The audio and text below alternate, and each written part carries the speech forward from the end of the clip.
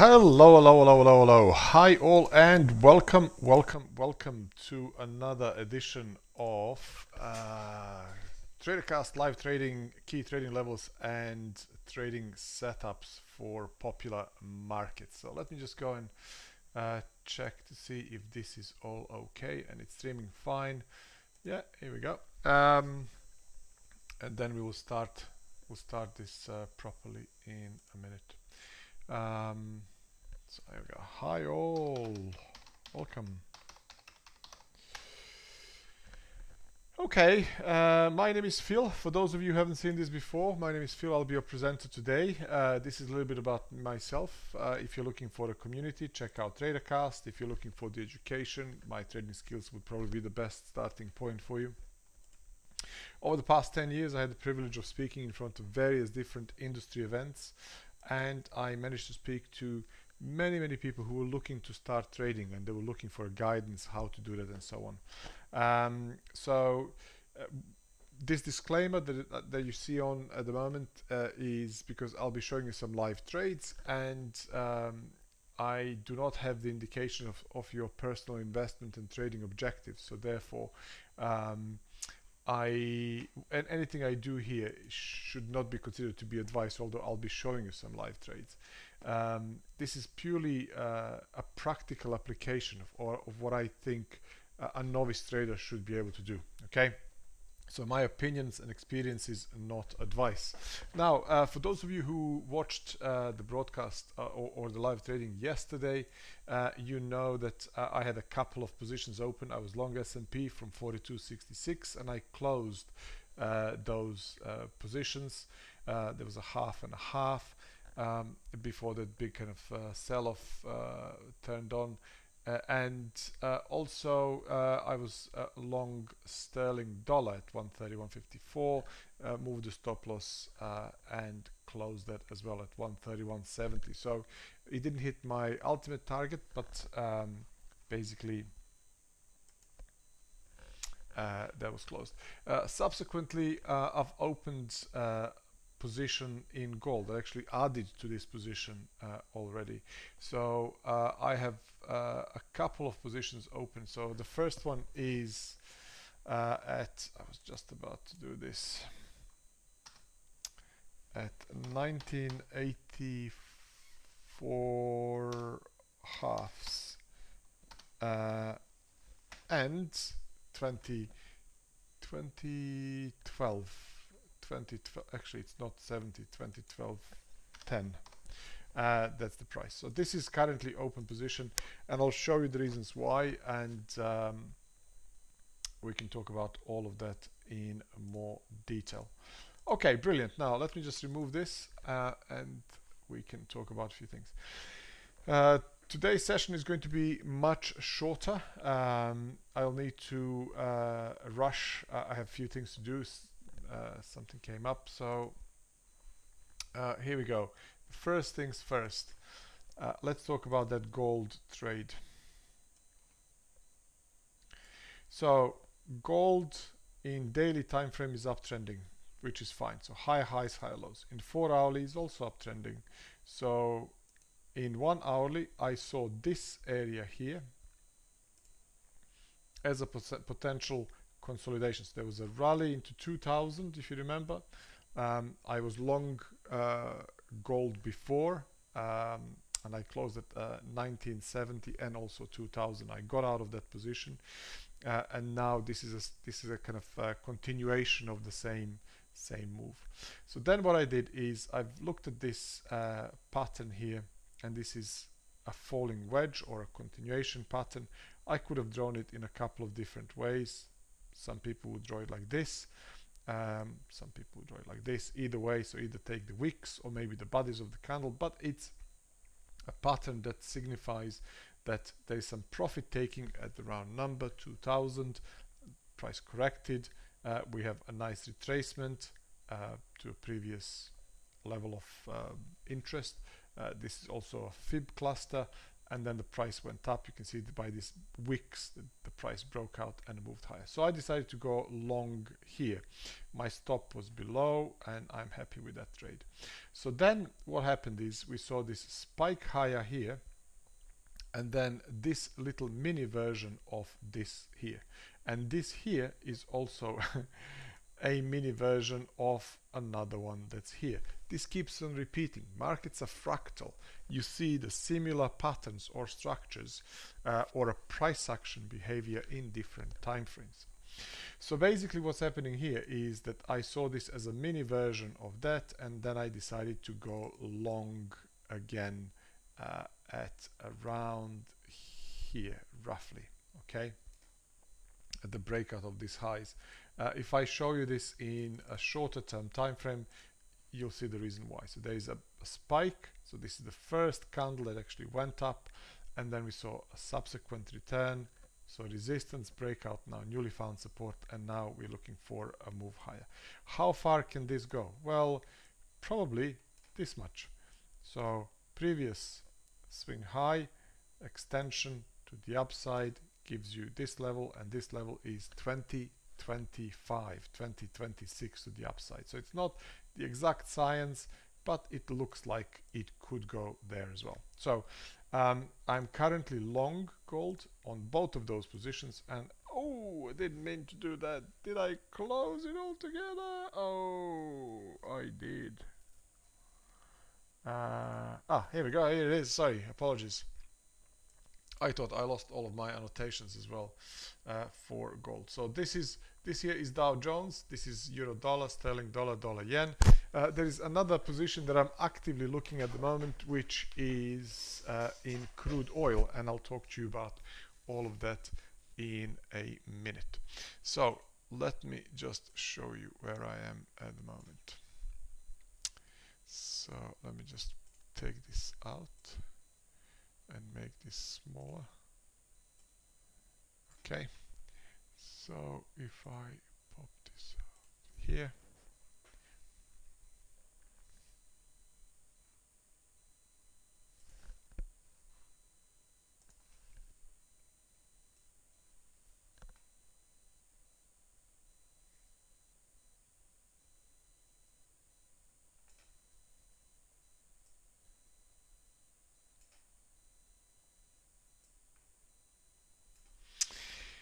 so these are the two positions that I was telling you about. So this is the first one at the breakout of this coiling action. So that's the first one. So if I click on that, the stop was below. I didn't bother moving that just yet.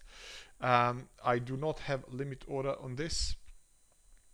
And then this is the subsequent trade, which is this one here with the stop below. So what I'm going to do is I'm going to move the stop very quickly closer to entry. So I'm going to risk about just under 7 points on this second leg of the trade. Okay, on the first leg of the trade, what I'm going to do is I'm going to move the stop above my entry and bring it up here to the cluster of these highs. So in this case, if I'm stopped out, my last position is carrying a bit of a risk, about 200 euros of risk in money terms for me, but just under 7 points of risk. Okay, and the first trade, which is this one here, is in the money. So my stop loss is above my entry, and I'm locking in 15 and a half, just above 15.5 points on this trade. Okay, and this is the current P&L. So this is the current P&L for the first position, this is the current P&L for the second position, and I'll be paying a very, very close attention to what's going on with gold at the moment, and I might be looking to take profits as we go along. So where would I like to take the profit? Just above 2025, 2026. And the reason for that is, if you remember when we were looking at weekly and monthly time frames, that brings us to this previous significant spike higher and so on. So that's where I am with gold at the moment, and I'm gonna leave that running, and if I change anything I will let you know. The other thing that I'm paying attention to at the moment is crude oil. And crude oil, and the reasons why I'm paying attention to crude oil is because US is actively considering a kind of stopping purchases of a Russian crude. And also we had, was it Shell, I believe? A Shell CEO came out early on today and said, we bought some Russian oil. They didn't do anything wrong. We got a good price. They bought a certain quantity of it. And I apologize for doing that, although they didn't do anything wrong, but they just felt that it wasn't the right thing to do. And just want to let you know that we won't be doing it again. So it's not just the sanctions, but basically what companies are doing now as well, and how that might impact crude oil volatility. So here we go, direct impact and a move higher in crude oil. This is US traded crude oil. This is the futures contract, currently trading at 124.30, and it's moving higher. So what would I like to do? Well, I would like to wait for a pullback, and that pullback is, let me just see if I can. Player connected. Spare me a second.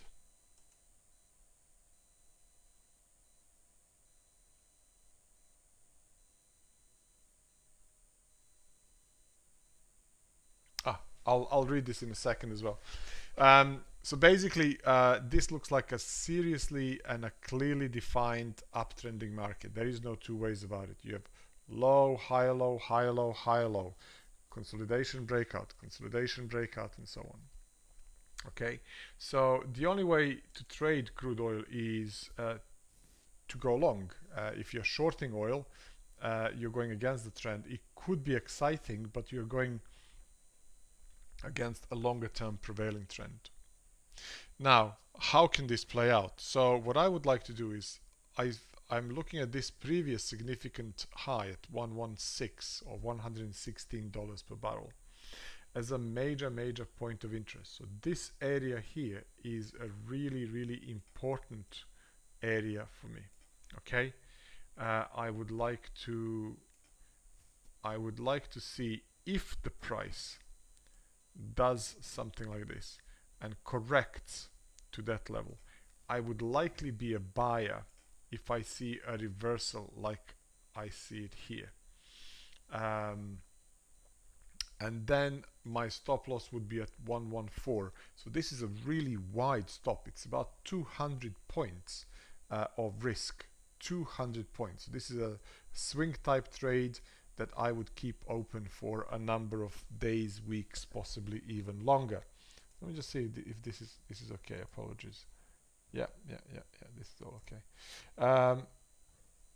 There's few people. Hey Joseph, FX trade 125K side. There's few people in. I'll say hi to few people as well. So I would like to buy here with a view to take profits higher towards 130. So I'm risking 200 points for a potential breakout higher of maybe 1,500, almost 1,400, 1,500 points on the upside. So that's the basic premise. What would trigger my interest here as well? Well, firstly, I would like to see if this little trend line holds. Okay, so this is the previous swing high, coiling, energy build up, and the price closed here, and then we saw a gap. So, and that gap was filled. So the price came back down, retested this level, and started making a new little miniature trend with low, high, low, high, low. So if I see a sell-off from here, and in particular loss of this area here, then that would pique my interest, because it is possible that in that case we could see a gradual continuation to the downside and then extension to the upside. So that's the reason, that's the logic behind it. And yet again, I'm trying to keep this very simple, very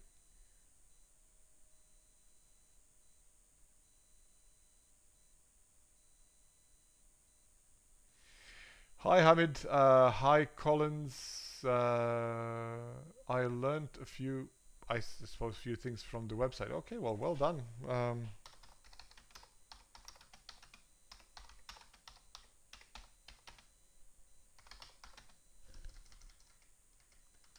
Politico reporter Alex Wickham says he understands the UK government will make an announcement today on how they intend to reduce Russian oil and gas imports over time. Announcement expected at around 4 p.m. So that's US where I President am Joe with Biden set to crude speak oil. at 3:45 London time as well, as he expected to announce actions to hold Russia accountable.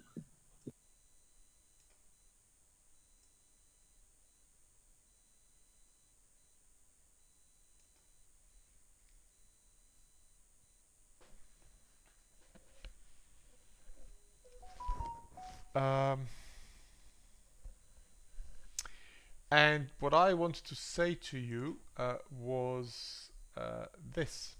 So the briefing before US markets open in about 7 minutes time, US futures rallied along with stocks in Europe on Tuesday, and they usually refer to Tuesday as turnaround Tuesday. So Tuesdays can be a turnaround. After Bloomberg reported that the European Union is considering joint bond sales to counter the fiscal fallout from Russia's invasion of Ukraine. Bonds dropped and the euro strengthened, which is what we see here. So euro dollar moving higher, and so on. Now euro strengthened against the sterling as well. So this is euro sterling 83.25. If you remember, euro sterling was trading very close to 82. Futures on the S&P 500 and Nasdaq 100 reversed declines to head higher, signaling a firmer US Open after Monday's rout that saw the gauges plunge 3% or more. Basically, S&P had one of the biggest sell-offs in a recent time.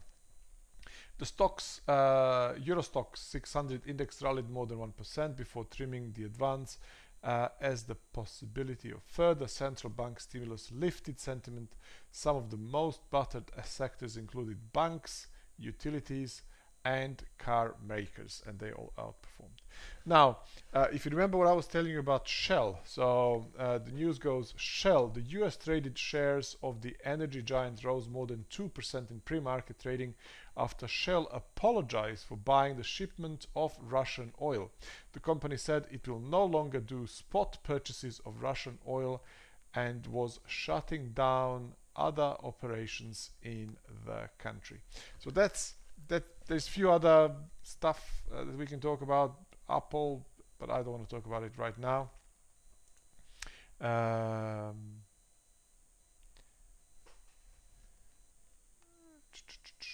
Oil rises, fear of Russian sanctions apply, German industry, the futures ease declines, Zelensky ready for dialogue but not ready for capitulation, blah blah blah. Okay, fine. Nothing else there that could be of interest to us. So where to now for the currencies and stock indices. So let's go and check out S&P or one of the US indices first, and then let's go and look at a currency pair, and I think that'll be it for today. I'm going to be very short today. It could be that I might have to disappear for a while.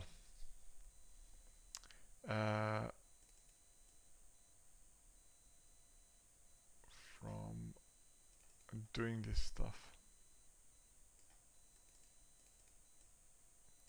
So where is the support? So this is where we closed yesterday. This is the cluster of the lows. Okay, so from the daily point of view, we are slightly higher than where we closed yesterday. So what could possibly happen at the open? Okay, so something like this. So when the US markets open, we could possibly see a dip lower, and that would be closing the gap. So basically something like this: sell off, sell off, sell off into here.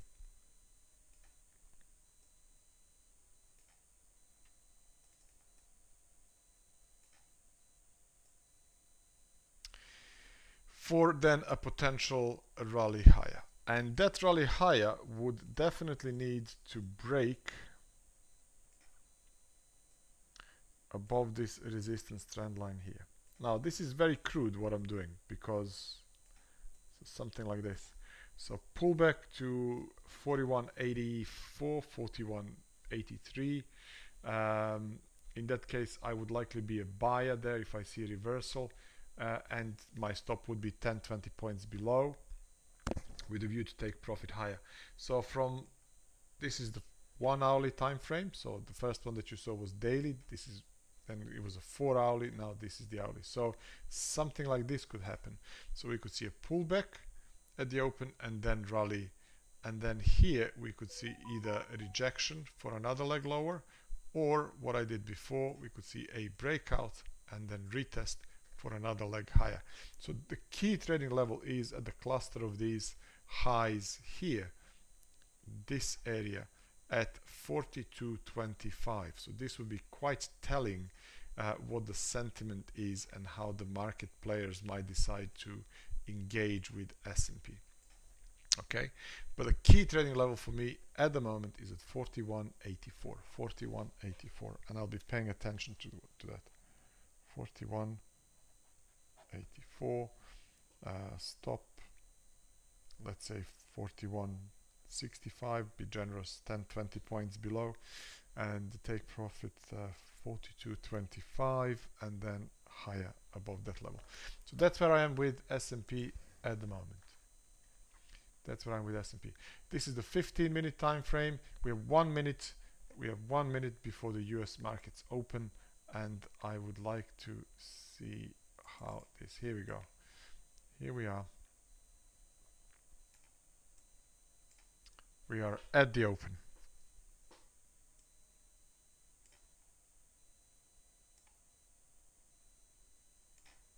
So Nasdaq. This is S&P. This is gold, euro dollar, sterling dollar, dollar yen.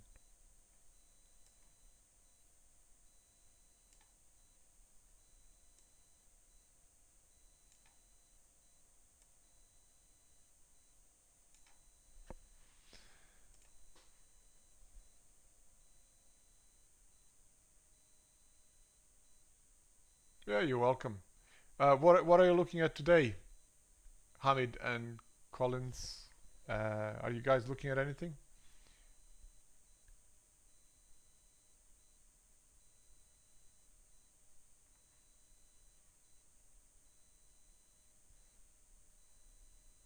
Is anything of interest? Count gold.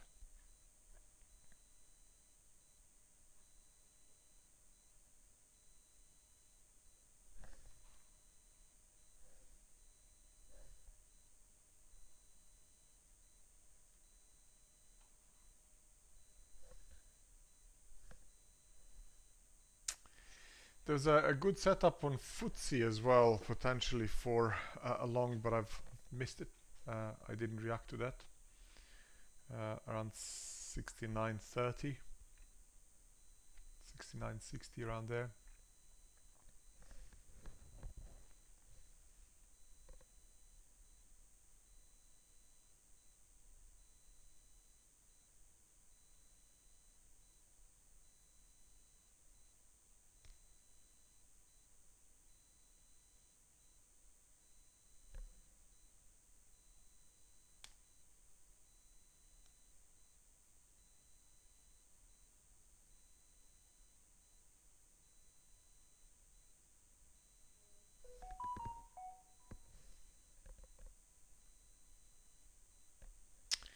Don't know if there's anything else really going on at the moment. Let's go and check out a currency pair. Let's go and talk about euro dollar very briefly. So Euro dollar is clearly downtrending. There is a bit of a bounce back here. So that's the low here.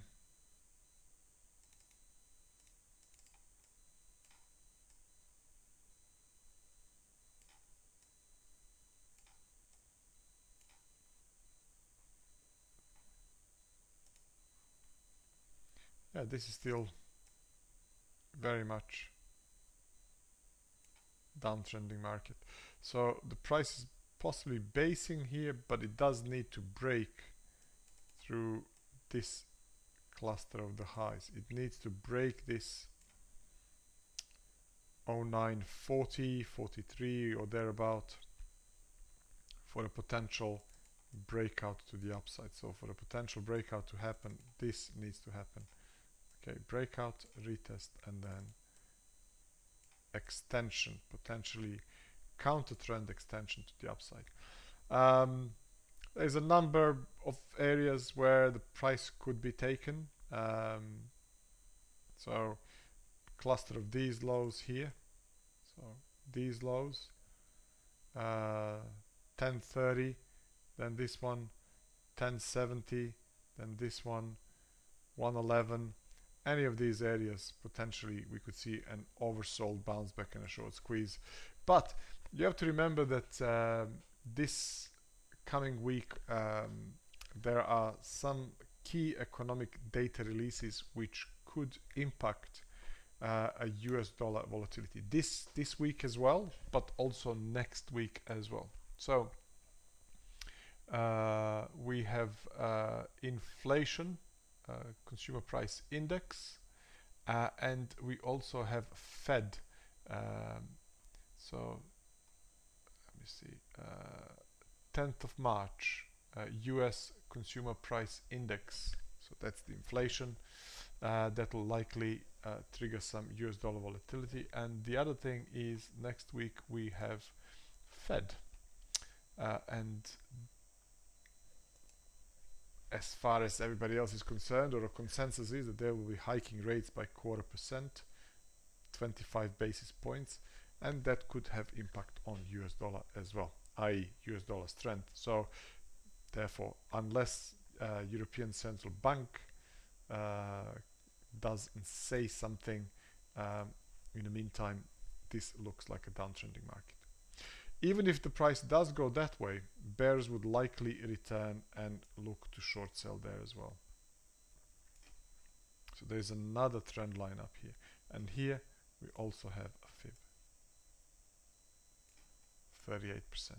So there's a number of reasons why this area here is really important area. So bearish intraday below 109.40 with a view to see potentially extension to the downside. Alternatively, if we see a breakout and a push higher and a close above that 109.40 area, that could possibly open the way for a short squeeze, targeting additional resistance towards 110, 50, 60, possibly even 111, 111 on the upside. The bearish scenario would look like this. So the bearish scenario would look like this. The price is unable to break through that level, and then it comes down here, and then from here we see a big oops, sorry, didn't mean to do that. I meant to do this.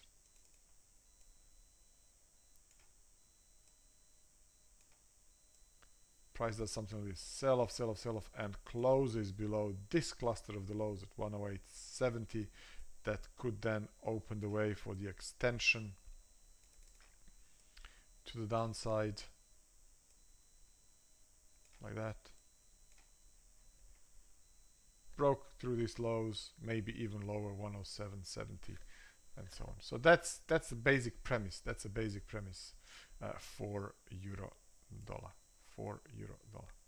Okay, I'm going to leave this running. I have no orders, nothing here. I would likely be looking to react to the market and rather than forecasted there as well. Okay, really happy with gold. So gold is ticking along quite nicely. I'm really happy with that trade. This is a really, really good trade for me. So I have two trades on here. So here we go. So the first one was there, and the second one was here. So what I'm going to do now is I'm going to move the stop loss for the second part of this trade to close to break even as much as I can. So okay, so maybe a smidget below break even, but that's it.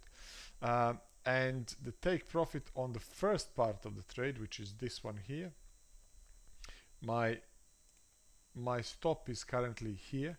I'm going to move my stop higher.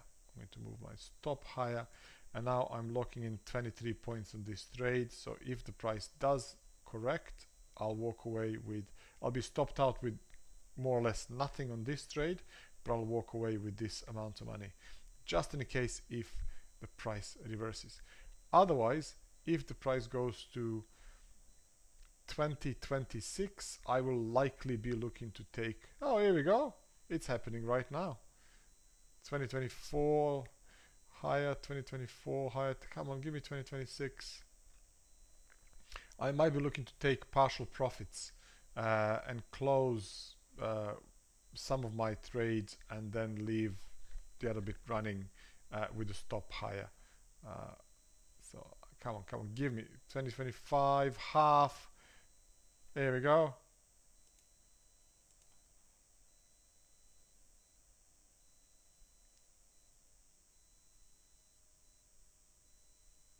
Come on.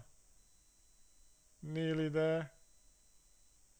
2026, here we go. So I'm going to take 20 out of this, pay myself, and I'm going to move the stop loss from the second part above the entry.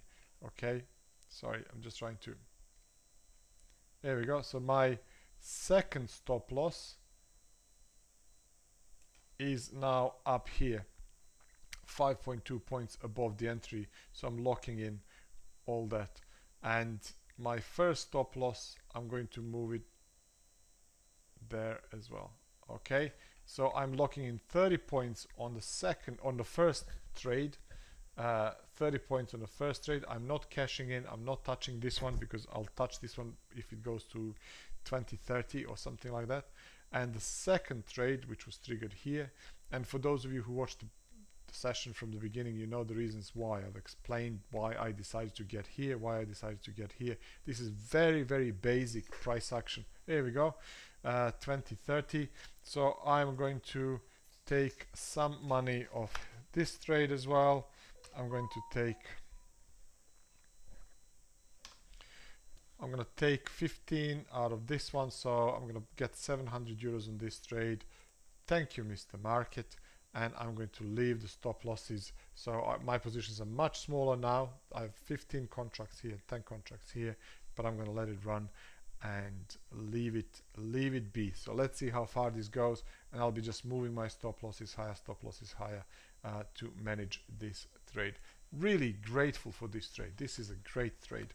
Now here we go. S&P came down to that level, but it didn't settle. So this is what I was looking for, 41.84.